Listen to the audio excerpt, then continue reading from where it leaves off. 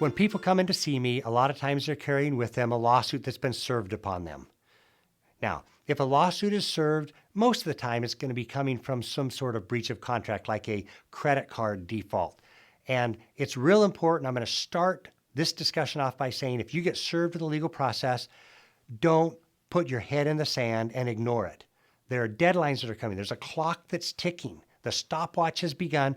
You will receive what's called a summons from the court and a complaint. They're attached together. The complaint is what the creditor is alleging that you owe them and the things that you've done and the refusal to make the payment. The reality is, most of the time my clients aren't refusing to make the payment. They just simply can't afford to keep their household afloat and make payments on this credit card.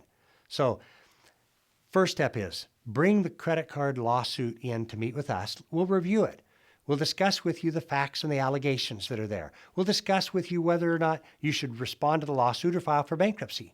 A lot of times, responding to the lawsuit is a world that's unfamiliar to our clients. So we'll walk you through and talk you through the types of forms and pleadings and timing that you need to look at and how to specifically respond to each paragraph in the allegations.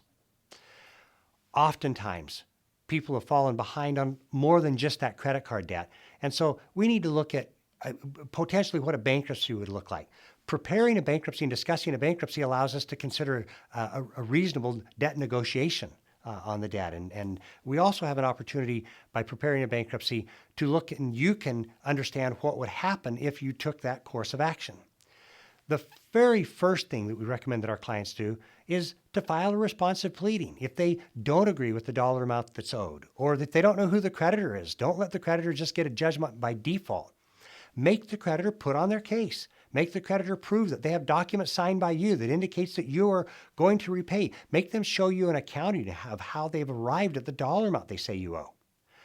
The first thing you should do once you receive it, I guess, is read it, set up an appointment to meet with me in my office. We'll read it together. I'll advise you on how to respond to it. I'm not going to file a responsive pleading to your state court lawsuit. Everything I do is in federal court.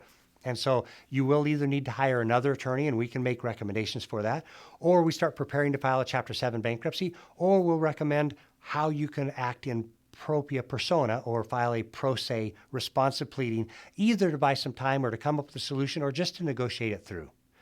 Please schedule an appointment to meet with us so we can help you with this very difficult and complicated matter that you're involved with.